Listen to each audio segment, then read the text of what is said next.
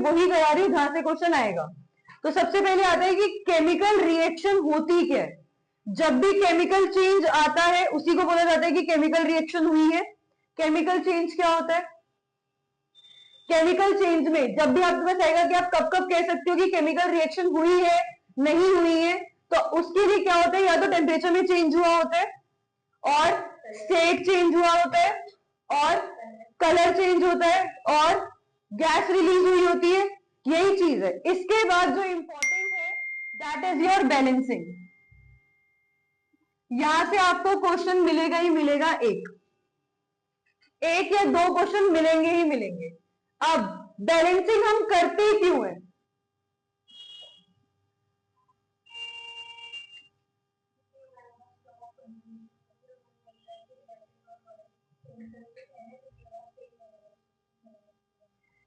हम लोग बैलेंसिंग इसलिए करते हैं because according to law of conservation of mass, according to law of conservation of mass, जो कि हमें ये बोलते हैं कि मास कभी भी क्रिएट नहीं हो सकता, ना ही मास कभी भी लॉस हो सकता है इन अ रिएक्शन। सपोज कर लो मेरे पास यहाँ पर x है प्लस y2 है, ये दोनों ने रिएक्ट करके x और y बनाया, राइट। तो यहां पर अगर इसका मास 1 ग्राम है, यहां पर इसका 2 ग्राम है, लेकिन यहां पर दोनों का कितना है, इसका भी 1 ग्राम है और इसका भी 1 ग्राम है।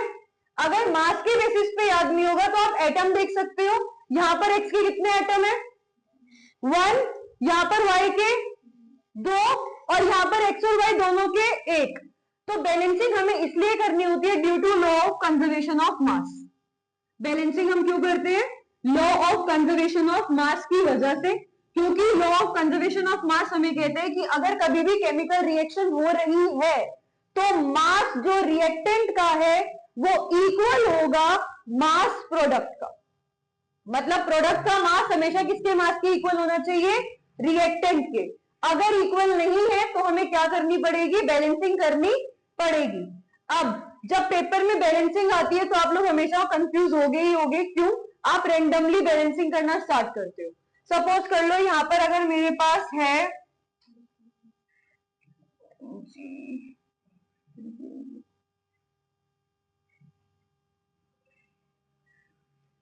सपोज एज एन एग्जांपल मेरा रिएक्टेंट साइड पे NaCl BaSO4 है। आप क्या करते हो? अरे मुझे SO4 दिख रहा है, मैं इसको कर लेता हूं, पहले ऑक्सीजन को कर लेता हूं, Cl को कर लेता हूं, फिर Na को कर लेता हूं। तो इसको करने के चक्कर में आपकी बैलेंसिंग में टाइम वेस्ट होता है, और मोस्टली जो टाइम है वो यही करने में निकल जाता है। कभी Na को बैलेंस करने में, Na को बैलेंस करोगे तो SO4 बैलेंस नहीं होगा, उसको बैलेंस करोगे तो Ba बैलेंस नहीं होगा। तो जब भी बैलेंसिंग आएगी सबसे पहले अपने मेटल को बैलेंस करोगे। किसको बैलेंस करोगे? मेटल को। मेटल क्या होते हैं? जिंक, आयरन, एल्यूमिनियम, और मीन्स हमें सबसे पहले किसको करना है? बैलेंस मेटल्स को। आफ्टर मेटल्स हम अपनी रिएक्शन में किसको बैलेंस करेंगे? Non metals. किसको? Non metal. नॉन मेटल के बाद हम ऑक्सीजन को बैलेंस करेंगे, और ऑक्सीजन के बाद हम किसको बैलेंस करेंगे? हाइड्रोजन को। 4 चीजें समझ आ गई। सबसे पहले किसको करना है, उसके बाद oxygen, and then last hydrogen. दूसरी चीज, कभी कभार तुम क्या करते हो कि जो आपको दे रखी है ना, आप उसे सिंपलर वे में करने के लिए उसे अल्फाबेटिकली ऑर्डर में ले लेते हो कि मैं इसे ए ले लेता हूं, इसे बी ले लेता हूं। वो सब चीजें मत करना। सपोज अब आपके पास एक रिएक्शन है, कोई भी रिएक्शन बोल दो, कोई भी रिएक्शन बुक में से बोलो। बी को Mg plus O2 gives MgO। ये तो बहुत इजी रिएक्शन है। मैग्नीशियम प्लस ऑक्सीजन क्या बना रहा है? Magnesium oxide. डॉली किसको बैलेंस करेंगे सबसे पहले? Mg को। Mg बैलेंस है? क्यों? यहाँ पे Mg कितना है? 1। अभी Mg की बात करें, Mg मैंने यही बोला, Mg बैलेंस यहाँ पे है, वहां पे है, ठीक है। नॉन मेटल नहीं दिख रहा, ऑक्सीजन दिख रही है, ऑक्सीजन को बैलेंस करते हैं। ऑक्सीजन के यहाँ पे कितने हैं? तो यहाँ पर 0 1 है, 0 नहीं है, तो यहाँ पे हम क्या लगा देंगे? अब बैलेंस हो गई है। और रिएक्शन बोलो, बोलो बोलो, रिएक्शन बोलो। पूरी रिएक्शन होगी ना। PbNO3 2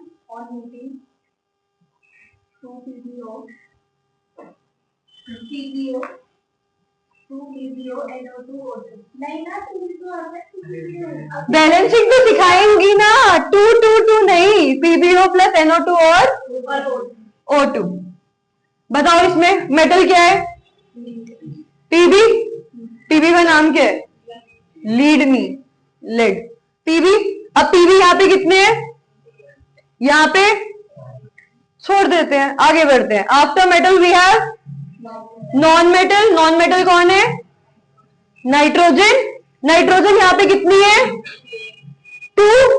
ये जो आपका ब्रैकेट है और इसके बाहर ये जो 2 है ना, ये 2 आपका N के साथ भी है और ऑक्सीजन के साथ भी है। तो यहाँ पे N कितने हैं? 2। यहाँ पर N कितना है? 1। मतलब इसको बैलेंस करना पड़ेगा। इसको बैलेंस करने के लिए यहाँ पे क्या लगा सकती हूं मैं? ऑफ कोर्स 2 के अलावा कुछ लगा ही नहीं सकते। अब ऑक्सीजन यहाँ पे कितनी है? 6। यहाँ पे कैलकुलेट करते हैं, 1, यहाँ पे 2 4 और यहाँ पे 2। अब 4 + 1 5 + 2, तो यहां पर ऑक्सीजन 7 हो गई है और यहां पर कितनी है? 6।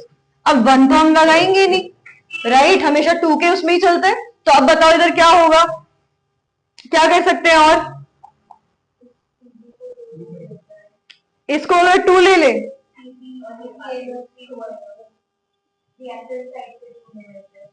इधर 2 ले लू, यहाँ पे 2 ले लेते हैं। चलो अब यहाँ पे 2 लेंगे तो यहाँ ऑक्सीजन कितनी हो गई?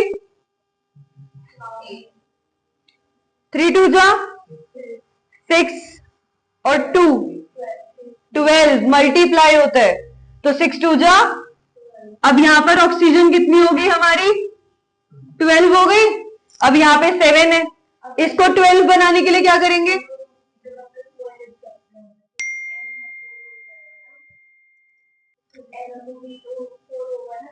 यहाँ पे 4 कर दे।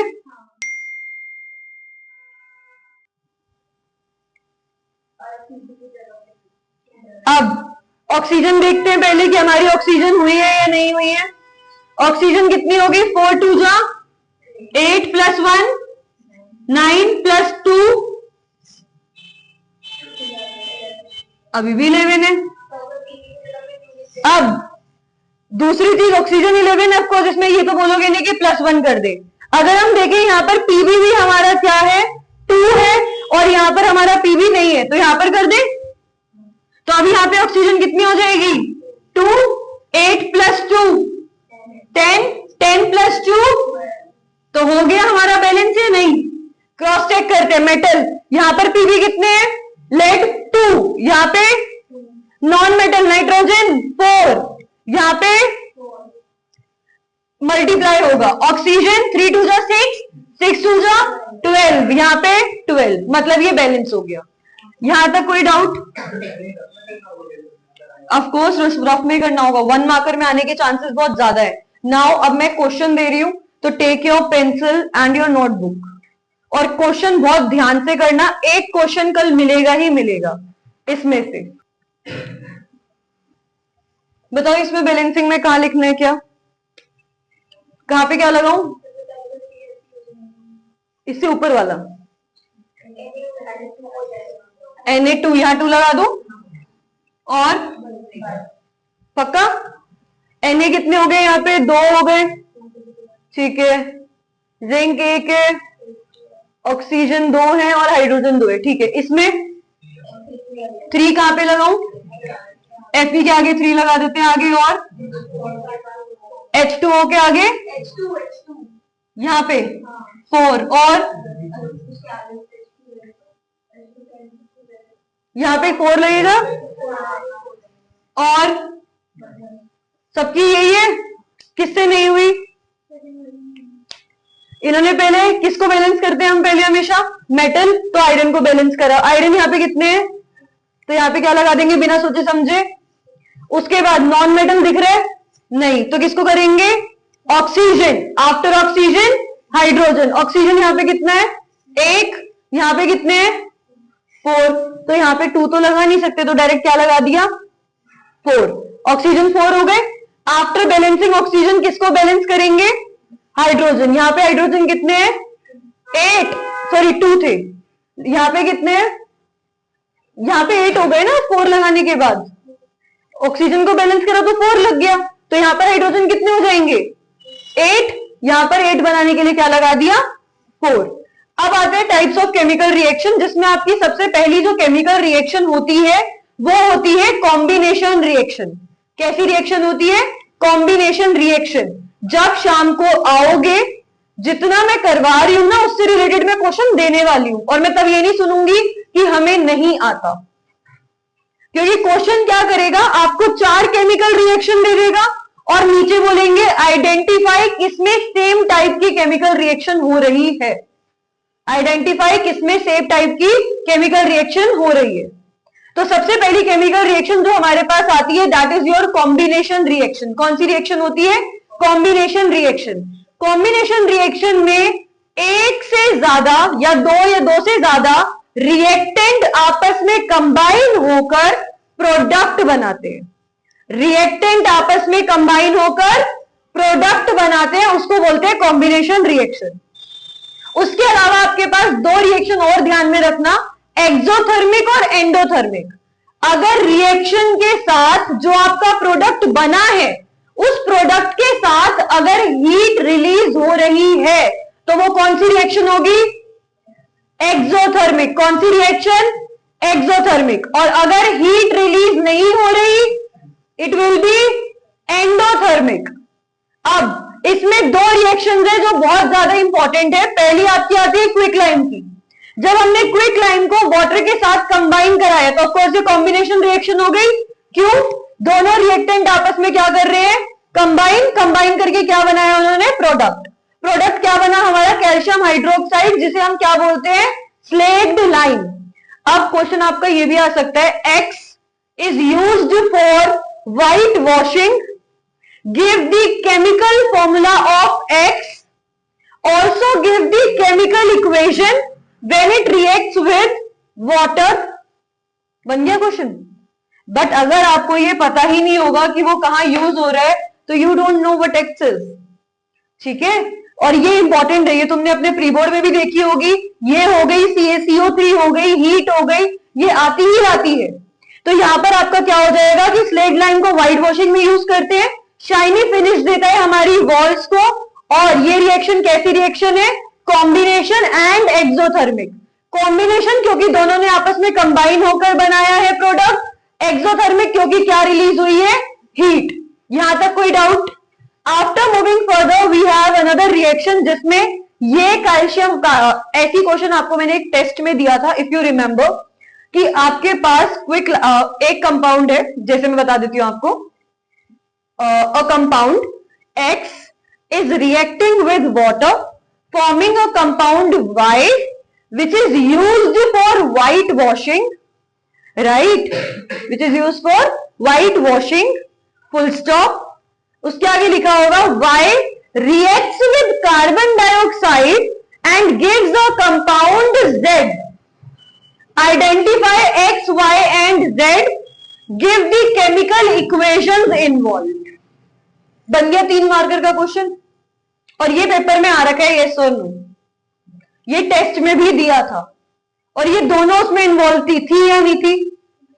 तो जब पता है कि प्री बोर्ड में आ रखे, टेस्ट में आ रखे, सैंपल पेपर में आ रखे, तो कर लेते हैं। ठीक है, तो अब हमारा ये पता चल गया। इसके बाद हमने जब कैल्शियम हाइड्रोक्साइड को कार्बन डाइऑक्साइड के साथ रिएक्ट कराया तो हमारा बना कैल्शियम कार्बोनेट। क्या बन गया? Calcium carbonate. और यही हमारा केमिकल फॉर्मूला है मार्बल का, करवाया हुआ है, वही कह रही हूं।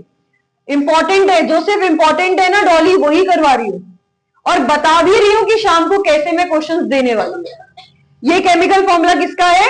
मार्बल का। लिखो इतना। के बाद हमारे पास जो रिएक्शन है that is your decomposition reaction. Decomposition reaction में क्या होता है आपका? एक कंपाउंड खुद को ब्रेक करता है 2 या 2 से ज्यादा रिएक्टेंट में। डीकंपोजिशन में क्या होता है? एक कंपाउंड खुद को ब्रेक करेगा 2 या 2 से ज्यादा रिएक्टेंट में, जिसमें से बहुत बार जो आपकी पूछी जाती है वो आपकी लाइमस्टोन वाली रिएक्शन पूछी जाती है। लाइमस्टोन कुछ भी नहीं है, CaCO3 है। अब हम इसे हीट कर रहे हैं। अब इसमें ये ब्रेक तो हो रहा है लेकिन किसकी प्रेजेंस में हो रहा है? हीट की। तो इसी रिएक्शन को बोला जाता है थर्मल डिकम्पोजिशन रिएक्शन। कौन सी reaction? Thermal decomposition reaction means thermal decomposition reaction is the reaction in which a compound breaks due to heat और in the presence of heat, right. तो यहां पर इसे जब हमने हीट में ये डिकम्पोज हो गया, हमें क्या दे रहे हैं? क्विकलाइम दे रहे हैं, और क्या दे रहे हैं? Carbon dioxide. अब ये जो क्विकलाइम है इसको हम कहां यूज करते हैं? सीमेंट की मैन्युफैक्चरिंग में। यहां तक कोई डाउट?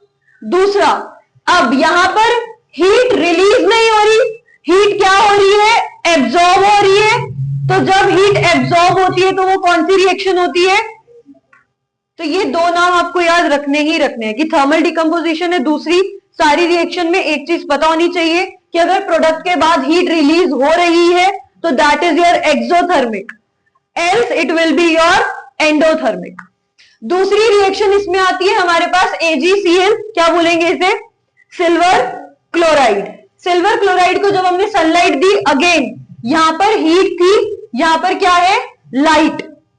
अब इसका ब्रेकडाउन किसकी प्रेजेंस में हो रहा है? लाइट की प्रेजेंस में हो रहा है। तो जब ये लाइट की प्रेजेंस में ब्रेक करेगा तो that will be your photo decomposition reaction.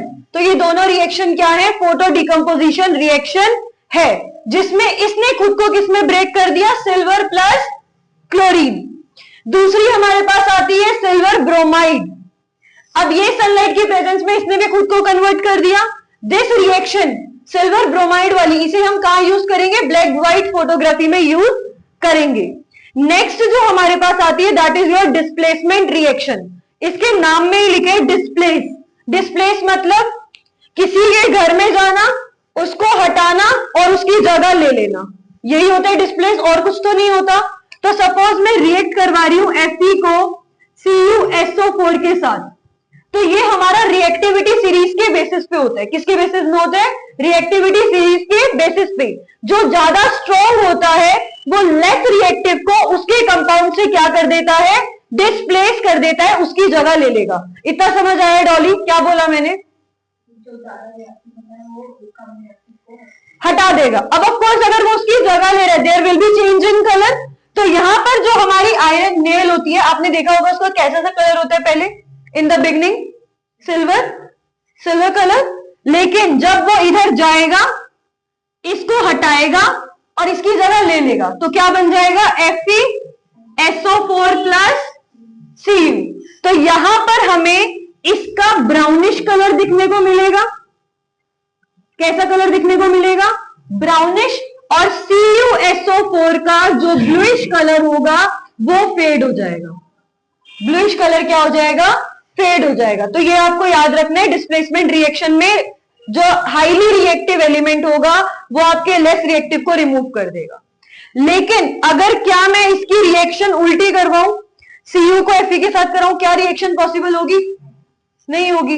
तो इसको माइंड को इतना एक्टिव रखना, क्वेश्चन में अगर पहले वो Cu दे दे और बाद में FeSO4 दे, तो ये मत सोचना कि हाँ हमने तो बड़ा सा डिस्प्लेसमेंट होगा हटा दिया। नहीं, सिर्फ हाईली रिएक्टिव ही लेस रिएक्टिव को हटा सकता है।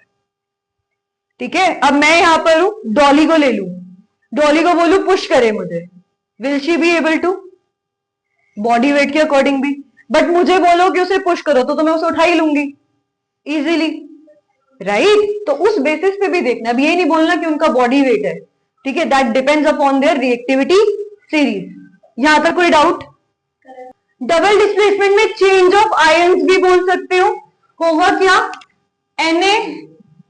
Na2SO4 प्लस BaCl2 है, राइट। तो Na जाएगा Cl के पास और Ba किसके पास चला जाएगा? SO4 के पास। तो चेंज ऑफ आयंस हो गया। जो Na का था वो किसके पास चला गया? Ba के पास। और जो Ba के था वो किसके पास आ गया? Na के साथ जो SO4 था वो Ba के पास चला गया। Na के साथ जो SO4 था, means indirectly change of ion. समझ लो कि इसका पॉजिटिव उसके नेगेटिव के साथ जाएगा, उसका पॉजिटिव इसके नेगेटिव के साथ जाएगा। अब डबल डिस्प्लेसमेंट रिएक्शन में मोस्ट ऑफ द टाइम्स जो आपका बनता है वो आपका प्रेसिपिटेट बनता ही बनता है। क्या बनता है? प्रेसिपिटेट बनता ही बनता है। ठीक है। जैसे कि यहां पर हमारा जो BaSO4 है, बेरियम सल्फेट, यहां पर हमारा व्हाइट कलर का प्रेसिपिटेट बना है। जिस रिएक्शन में प्रेसिपिटेट कुछ भी नहीं होता, बॉटम पे सॉलिड जैसा कुछ फॉर्म हो जाना, ठीक है, जो आपकी टेस्ट ट्यूब होगी उसके बॉटम में सॉलिड सब्सटेंस का फॉर्म हो जाना इज नोन एज प्रेसिपिटेट, और वो प्रेसिपिटेट इनसोल्यूबल होता है, इसीलिए वो हमें टेस्ट ट्यूब के नीचे दिख रहा होता है। तो प्रेसिपिटेट विल बी इनसोल्यूबल। कैसा होगा हमारा प्रेसिपिटेट? इनसोल्यूबल। अब डबल डिस्प्लेसमेंट रिएक्शन में आपके प्रेसिपिटेट बना, तो इस रिएक्शन का एक और नाम हो जाएगा प्रेसिपिटेशन रिएक्शन। कैसा हो जाएगा? Precipitation reaction. प्रेसिपिटेट होता क्या है? इनसोल्यूबल सब्सटेंस और सॉलिड विच इज फॉर्म्ड। कौन से कलर का प्रेसिपिटेट बना? व्हाइट कलर का। मैं सब रिएक्शंस के साथ वो कलर क्यों लिख रही हूं? बिकॉज क्वेश्चन में आएगा, आपको कलर दे देंगे और बोलेंगे identify x and y. Double displacement में कोई डाउट? प्रेसिपिटेशन रिएक्शन में कोई डाउट? प्रेसिपिटेशन रिएक्शन वो रिएक्शन होगी जिसमें प्रेसिपिटेट बनेगा। प्रेसिपिटेट क्या होता है? कुछ भी जो इनसोल्यूबल सब्सटेंस हमारा बना है रिएक्शन में, प्रोडक्ट में, दैट इज योर प्रेसिपिटेट। अब केमिकल रिएक्शन जब आप कर रहे होगे तब तो वो आपको टेस्ट ट्यूब के बॉटम में दिख जाएगा, बट अब आपको बुक में तो आपको देखना पड़ेगा वेयर इट्स मेंशन। नेक्स्ट हमारा आता है ऑक्सीडेशन। ऑक्सीडेशन आपको सिर्फ इतना समझना है, गेन ऑफ ऑक्सीजन। ऑक्सीडेशन में क्या समझना है? Gain of oxygen. किसी भी एलिमेंट मेटल के पास अगर रिएक्शन के बाद ऑक्सीजन आ जाता है तो वो ऑक्सीडेशन होगा। क्या होगा? ऑक्सीडेशन। जैसे कि यहां पे देखेंगे, कॉपर के पास पहले ऑक्सीजन नहीं था, लेकिन रिएक्शन के बाद उसके पास क्या आ गया? ऑक्सीजन आ गया। तो ये रिएक्शन कैसी होगी? ऑक्सीडेशन। दूसरी चीज, जब हमारा कॉपर को हम हीट करते हैं ऑक्सीजन के प्रेजेंस में, तो वो एक ब्लैक कलर का कंपाउंड बना लेता है, ब्लैक कलर की प्रोडक्ट बनाता है, which is your copper oxide. Black colour substance बन जाता है। फाइन। नेक्स्ट, अगर मैं इसी कॉपर ऑक्साइड में से हाइड्रोजन को पास करवाऊं, इसी कॉपर ऑक्साइड में से क्या पास करवा रही हूं? हाइड्रोजन को पास करवा रही हूं, हीट कर रही हूं, तो यहां से ऑक्सीजन निकल जाएगा। अब इसके पास रिएक्टेंट में ऑक्सीजन था, लेकिन क्या प्रोडक्ट में ऑक्सीजन है? नहीं है। तो ये क्या कहलाया जाएगा? Reduction. It will be reduction. तो रिडक्शन में हम ये लिख सकते हैं, loss of oxygen. Can we write reduction is the loss of oxygen? तो रिडक्शन क्या होगी हमारी? लॉस ऑफ ऑक्सीजन, क्योंकि रिएक्टेंट साइड में उसके पास क्या था? ऑक्सीजन था, बट प्रोडक्ट साइड में उसके पास ऑक्सीजन नहीं था। अब आता है रिडॉक्स रिएक्शन। रिडॉक्स रिएक्शन वो रिएक्शन होती है जिस एक रिएक्शन में साइमल्टेनियसली ऑक्सीडेशन भी हो रहा हो और रिडॉक्स भी हो रहा हो। मतलब किसी एक के पास जो ऑक्सीजन थी वो उधर से चली जाएगी किसी दूसरे के पास जिसके पास ऑक्सीजन नहीं थी, यही मतलब होगा। तो अगर मैं यहां पे देखूं, Cu होता, पहले इसके पास क्या थी? ऑक्सीजन थी, लेकिन रिएक्शन के बाद इसके पास से ऑक्सीजन जा चुकी है, तो मतलब इसका क्या हुआ है? रिडक्शन। क्या हुआ है? रिडक्शन। इसके पास ऑक्सीजन नहीं थी, लेकिन रिएक्शन के बाद इसके पास क्या आ गई? ऑक्सीजन आ गई, तो इसका क्या हुआ है? ऑक्सीडेशन। तो this kind of reaction is known as your redox reaction, जिससे क्वेश्चन आने के चांसेस हैं।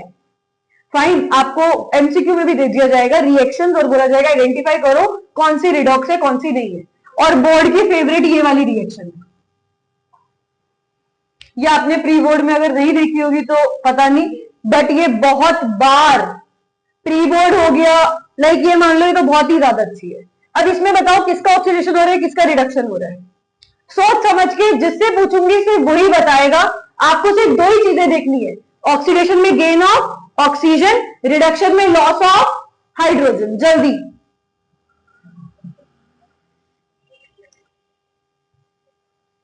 देखो, देखो कोशिश करो, दिमाग में रख लिया? Fine. Abhilasha, only two things you need to see, कि रिएक्शन के बाद किसके पास ऑक्सीजन गई, जिसके पास गई उसके पास ऑक्सीडेशन हो गया उसका, जिसके से निकल गई उसका रिडक्शन निकाल दे। तो रिड्यूसिंग एजेंट क्या होगा? जो खुद ऑक्सीजन ले ले। और ऑक्सीडाइजिंग एजेंट क्या होता है? जो खुद रिड्यूस हो जाता है और दूसरे को ऑक्सीजन दे देता है। तो यहां पर ऑक्सीडाइजिंग एजेंट कौन होगा? आप दोनों में से एक चीज याद कर लोगे ना, दूसरा खुद बता दोगे। ऑक्सीडाइजिंग एजेंट में सिर्फ ये देखो जो रिड्यूस हो रहे हैं। रिड्यूस मतलब रिडक्शन, किसका रिडक्शन हुआ यहाँ पे? MnO2 का। तो ये किसकी तरह काम करेगा? ऑक्सीडाइजिंग एजेंट की तरह। यहां पर ऑक्सीडाइजिंग एजेंट कौन है डॉली? CuO, ये ऑक्सीडाइजिंग एजेंट है। यहां पर रिड्यूसिंग एजेंट कौन है? उल्टा सोचो, रिड्यूसिंग एजेंट मतलब उसने ऑक्सीजन ले ली, तो किसने लिया ऑक्सीजन यहाँ पे?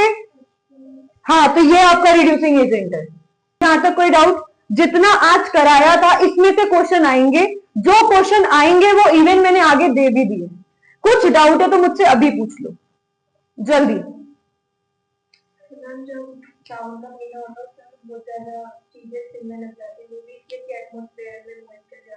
हाँ, any doubt related to it, but make sure stick to your NCERT। NCERT में जब आप केमिस्ट्री कर रहे होंगे, केमिस्ट्री के अंदर जिसका कलर दे रखा है, जिसकी रिएक्शन दे रखी है, जिसका यूज दे रखा है, उस रिएक्शन को भूलकर भी नहीं छोड़ोगे। क्या क्या दे रखे? जिसका कलर बता रखा है, जिसका फंक्शन बता रखा है, जिसका यूज बता रखा है केमिस्ट्री में, उस रिएक्शन को बिल्कुल भी नहीं छोड़ना है। वो XYZ करके आ ही जाएगा। दूसरी चीज, इसमें से ये भी क्वेश्चन आ सकता है अगर किस्मत बहुत ज्यादा अच्छी हो गई कि how many types of chemical reactions are there, explain. How many types of chemical reactions are there, explain. तो क्या होती है? Combination, decomposition, displacement, double displacement. Chemistry में अगर आपको मार्क्स लेने हैं बोर्ड में, तो जिसकी केमिकल रिएक्शन याद हो बिना सोचे समझे लिख देना। गिव रीजन भी नहीं, गिव रीजन में चांसेस कम है, बट अगर आपको कभी भी थ्योरी का भी क्वेश्चन है कि आप थ्योरी में उसका आंसर दे रहे हो, क्वेश्चन ने केमिकल रिएक्शन नहीं पूछी बट आपको आती है, तो आप उसमें लिखोगे। हाँ, गिव इट। हाँ हाँ, बिल्कुल दो। बायोलॉजी में मार्क्स सिक्योर करने, एग्जाम्पल दो, अपनी डायग्राम बनाओ, ठीक है। बट केमिस्ट्री लिटरली बहुत इजी हो जाएगी क्योंकि पूरी एनसीईआरटी से आएगा, और अगर एनसीईआरटी से आ रहा है तो मैंने आपको बता दिया है कि आपको क्या करना है।